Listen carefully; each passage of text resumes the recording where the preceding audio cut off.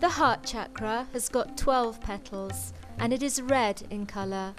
The heart is the centre of creation and all the chakras are connected to it.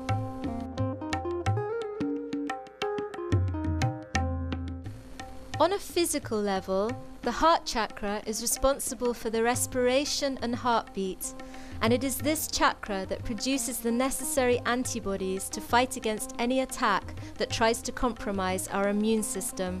The center heart is governed by the Mother of the Universe. She gives us the sense of security.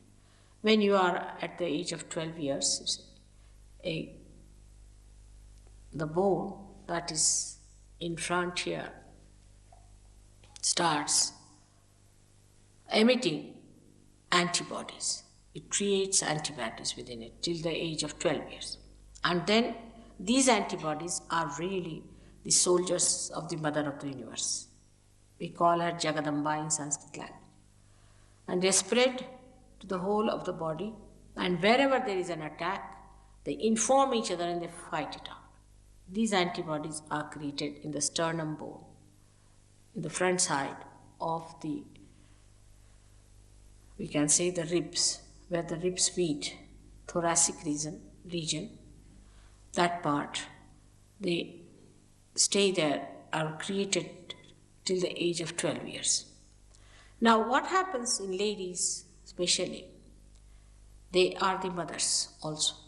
When their motherhood is challenged, they get a problem. Like a woman, say her husband is a flirt, he has a roving eyes or sort of a thing, and she's insecure. Then this motherhood is challenged. And when it is challenged, she gets a problem there. And she gets a disease of the breast cancer and all that is caused by the insecurity of a woman. If a woman is insecure, she may be with any reason insecure, she gets this breast cancer. The hidden essence of the whole creation is love, and the heart is the source of joy and love within us. This center is very important. On the left-hand side is the mother's side, and the mother itself is, if the mother is a lunatic, you get a problem there. The father resides in this center, previous center, the Nabhi chakra, and rises above and then settles down on to the right side. This is the fatherhood. Say, a gentleman yesterday told me that he had trouble with his asthma. It comes from the father's grief. It can happen to any one of us. If a man is unkind to his son, it's a father principle. If the son is unkind to the father, so the father is hurt. It's the father principle if it is disturbed by any chance. Or suddenly father dies and you feel the pinch of that all your life. All that can work out here and you get this right heart catch. With that, you get asthma. It is said that in homeopathy they believe that with more tension you get it. Because when you are more tense, you see, you remember your father.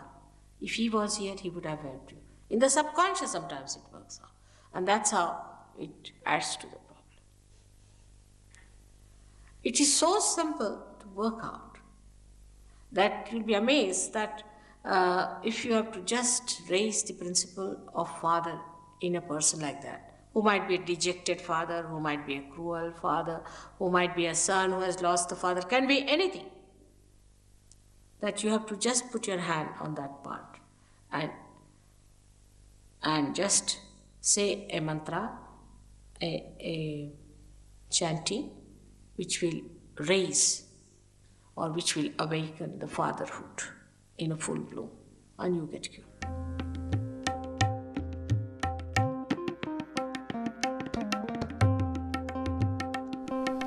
When the Kundalini awakens this chakra, our heart is united with the all-pervading power of love, awakening within us the state of yoga, which means our union with the divine, giving us all the joy and bliss that belongs to this state.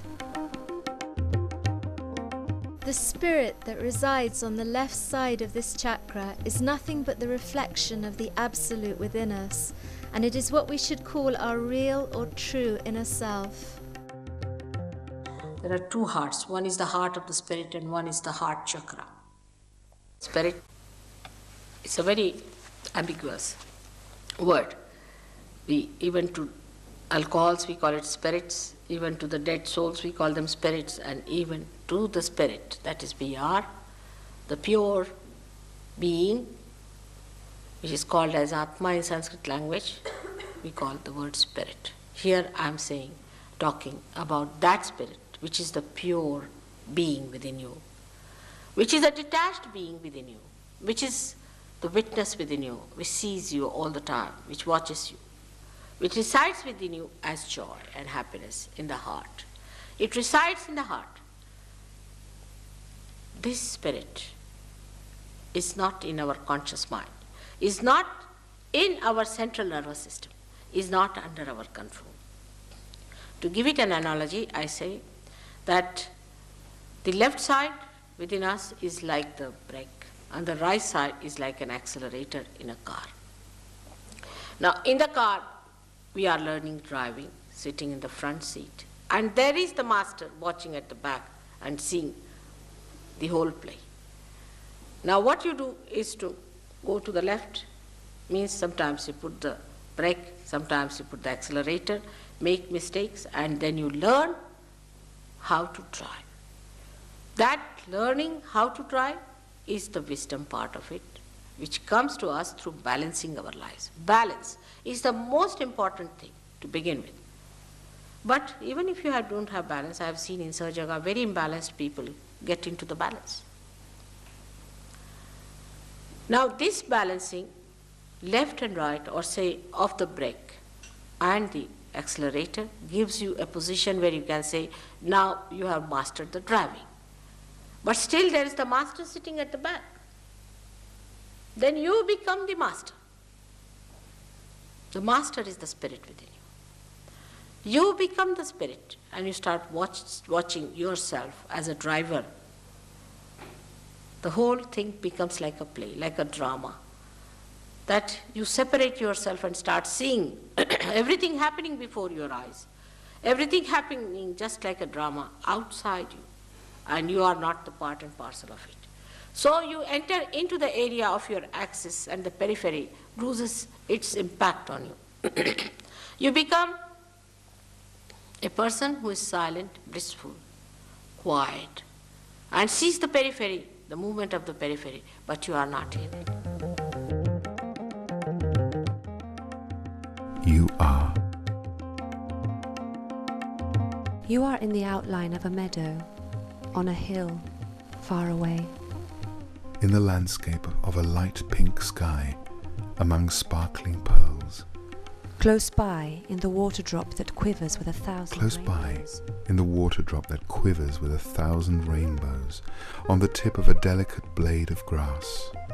Everywhere. In the ever-changing forms of this world, You breathe in the clouds, in the leaves, in the animals, in the rocks, in the children, in every being. in every being. You are. You are. You are. You are in the finite, and the infinite universes. And I I desire you always in my heart.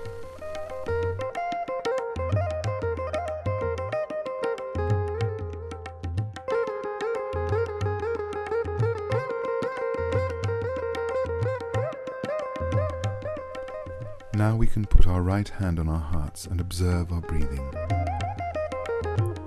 Let's try to gradually reduce the rate of our breathing, making the breaths deeper and longer, creating a pause between the in-breath and the out-breath. Repeat this exercise until you feel immersed in a state of complete inner silence that expands within us.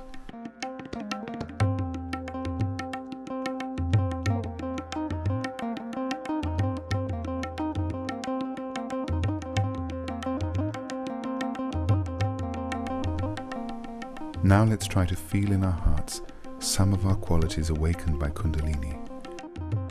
Let's put our right hand on our heart and ask, Mother Kundalini, Please help me to feel in my heart the purity, the compassion, the love and the joy.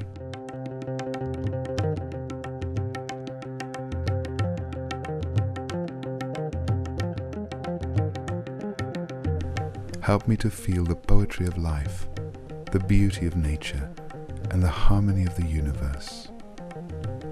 Mother Kundalini, help me to expand the emotions of my heart. Let me reach an inner state without limits, without beginning or end.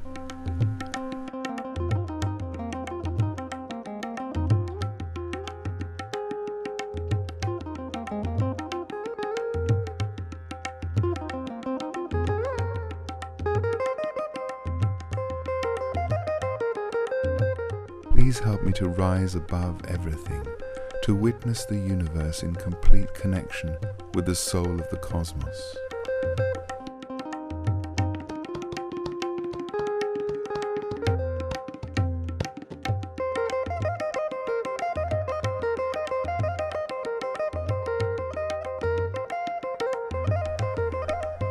Mother Kundalini, let the heart of the universe be the object of my meditation.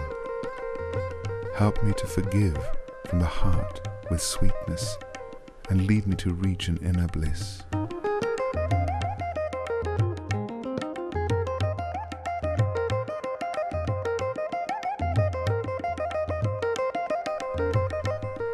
We can finish by putting our right hand 5 to 10 centimeters above our fontanelle burn area and try to listen to the silence of our heart through the river of vibrations that flows out from this channel.